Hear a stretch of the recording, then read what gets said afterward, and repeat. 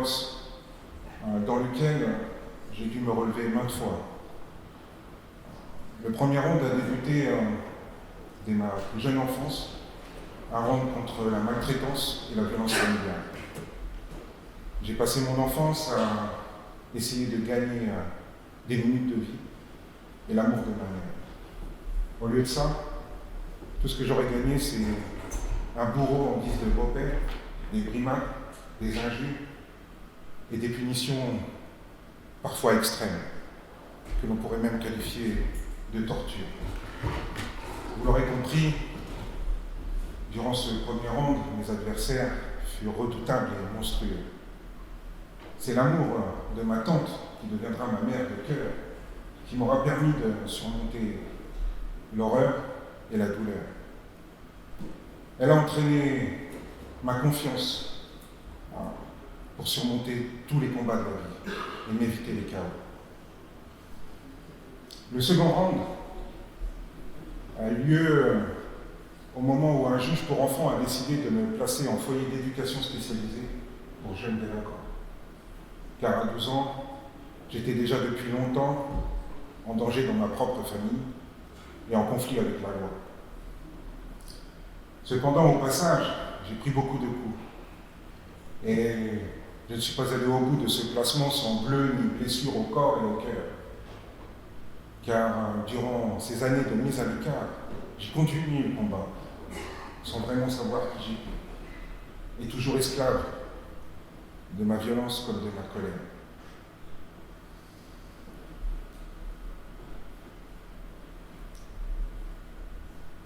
Je crois malgré tout avoir gagné au point au moins ce second round, puisque éloigné de mon foyer familial et enfin scolarisé.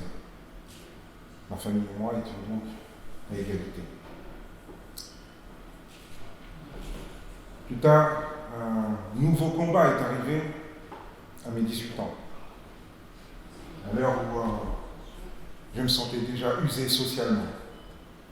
C'est alors qu'avec 2 complices, nous avons fait preuve d'une violence sans nom.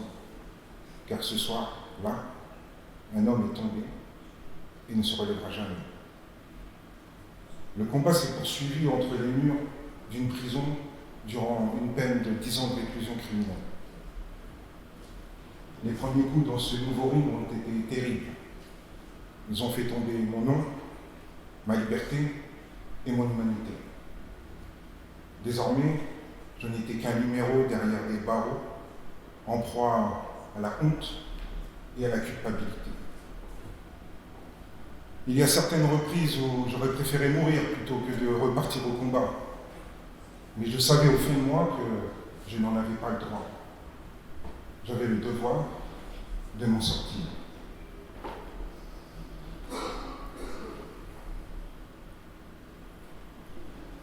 Il m'aura fallu de nombreux rounds d'observation pour me relever, me redresser et faire les bonnes rencontres. Me battre contre ces murs m'a fait comprendre que mon véritable adversaire n'était autre que moi-même et que le seul combat qu'il me fallait mener était celui de devenir meilleur pour réparer mes erreurs et avoir accès au pardon et à la réinsertion. Alors, j'ai consacré chaque minute de chacun des rounds suivants à me défaire de ce que mes parents avaient fait de moi. Je devais me rencontrer et me réinventer, décider de ce que serait la meilleure version de moi-même et m'y appliquer pour le reste de ma vie. Et les murs, chaque jour, se resserraient un peu plus sur moi et la solitude m'étouffait parfois. Je sentais bien que pour ne pas abandonner le combat, j'allais avoir besoin d'aide, de soutien, de perspective, d'espoir et surtout de beaucoup d'amour. Lors de ce round où je me sentais vaincu, j'ai décidé de faire le vide en moi, de remplacer mes carences par mon potentiel, de transformer ma colère en détermination et ma violence en motivation, ma peine en objectif de transformation. L'instant suivant, le temps est devenu un puits sans fond. Sans fond. d'opportunités. Je m'y suis plongé et me suis saisi de la reprise de mes études.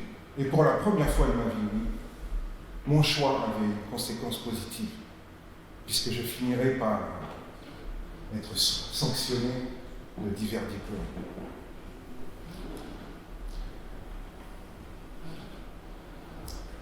Les moments de répit entre chaque ronde m'ont permis petit à petit de me concentrer et de réfléchir à la manière de Mohamed Ali sur comment créer l'effet papillon de mes nouveaux choix pour ne plus jamais me faire piquer par les abeilles de mes anciens démons. Mes parents m'avaient empêché de beaucoup de choses, c'est vrai, mais c'était sans compter sur les nombreux cercles vertueux de la vie. Désormais, j'avais trouvé au fond de moi un véritable trésor, le pouvoir d'agir, de remplir chaque seconde de ma vie par de nouvelles décisions, de nouveaux projets, de quoi créer mes propres chances. Oui, je l'ai compris lorsque j'ai vu que espérer du bien m'apportait du bien, de la même manière qu'espérer du mal m'avait apporté du mal dans ma vie. Alors plutôt que de nourrir un sentiment de vengeance et de muscler jour après jour ma violence, j'ai décidé d'élever chaque jour un peu plus mon seuil de tolérance et de faire advenir en moi la notion de bienveillance. De cette nouvelle conviction, une philosophie est née entre les murs du ring de ma peine. Je devais faire le bien pour réparer le mal. Donner le meilleur de moi-même pour gagner le combat de ma vie. Alors même si j'étais seul sur ce ring et que ce combat était le mien, on ne s'en sort jamais vraiment seul. Dans mon coin, sur mon tabouret, de nombreuses forces m'entouraient. Il y avait mon coach et mes soigneurs, ce vieux boxeur qui s'entraînait depuis déjà très longtemps et qui m'a transmis son expérience. Il m'a appris à mieux gérer le temps entre chaque étape du combat, à faire la différence entre une minute et la suivante. Cet aumônier, qui n'était pas là pour sauver mon âme, mais plutôt pour m'aider à ne pas raccrocher le corps, et à me voir autrement que seulement un combattant. Il m'a convaincu, oui, que je possédais en moi les ressources nécessaires pour surmonter à la fois mes peurs, mais aussi mes épreuves. Et puis il y a eu le regard de tous ces professionnels qui ont cru en ma victoire et m'ont donné l'envie d'y croire aussi, et tant d'autres encore. Tous ont contribué à me relever et à transformer ce combat en un noble art de vivre. Depuis toujours, j'avais rêvé de grandir pour rebondir de l'enfermement de ma solitude au vivre ensemble librement. Il est devenu réalité le jour où j'ai réalisé que moi aussi, j'avais le droit au pardon et à l'amour. Que pour moi aussi, il était réservé quelque part un bout de bonheur dans le cœur de ceux qui comptent pour moi. Alors, c'est naturellement qu'aujourd'hui, remis de mes blessures profondes, je me dédie et me rends sans cesse dans le coin du ring de la peine de ceux qui vivent le même combat que celui que j'ai gagné il y a 20 ans. Désormais, je boxe avec les mots, c'est vrai, à leur côté. C'est ma façon de me coacher. Ce combat-là, il est fini, il est derrière moi. Mon coach est devenu mon épouse. Mes soigneurs sont nos enfants. Ils sont ma force, ma chance, ma vie.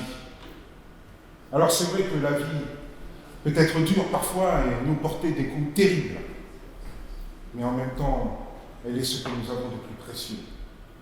Alors il ne s'agit pas d'encaisser les coups de la vie en baissant la tête et en espérant survivre. Non. Mais plutôt de regarder les épreuves comme des opportunités et des chances de se relever toujours plus fort après chaque chute. Alors, de challenger à vainqueur, il n'avait qu'un pas de côté à faire qui m'aura permis de reprendre mes repères et de décocher le plus beau coup de poing de ma vie.